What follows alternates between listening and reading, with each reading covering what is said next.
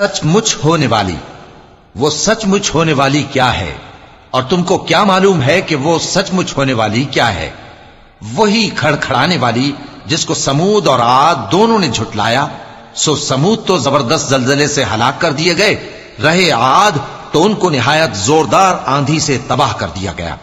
اللہ نے اس کو 7 رات اور 8 دن ان پر چلائے رکھا۔ تو اے مخاطب، تو ان لوگوں کو اس میں اس طرح گرے ہوئے دیکھتا جیسے کھجوروں کے کھوکھلے تنے، پھر کیا تو ان میں سے کسی کو بھی باقی دیکھتا ہے؟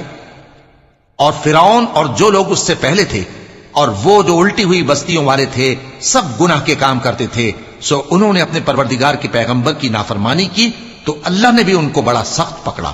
جب پانی طغیانی پر آیا تو ہم نے تم لوگوں کو کشتی میں سوار کر لیا تاکہ اس کو تمہارے لیے یادگار بنائیں اور یاد رکھنے والے کان اسے یاد رکھیں۔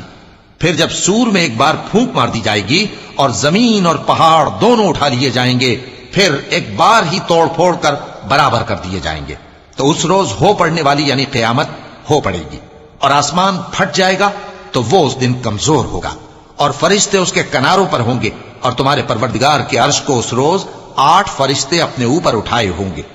اس روز تم لوگ سب پیش کیے جاؤ گے اس طرح کہ تمہاری کوئی پوشیدہ بات چھپی نہ رہے گی۔ اب جس کا اعمال نامہ اس کے داہنے ہاتھ میں دیا جائے گا وہ دوسروں سے کہے گا کہ لیجئے میرا نامہ اعمال پڑھیے، مجھے یقین تھا کہ مجھ کو میرا حساب کتاب ضرور ملے گا۔ پس وہ شخص من مانے عیش میں ہوگا، یعنی اونچے باغ میں جس کے میوے جھکے ہوئے ہوں گے۔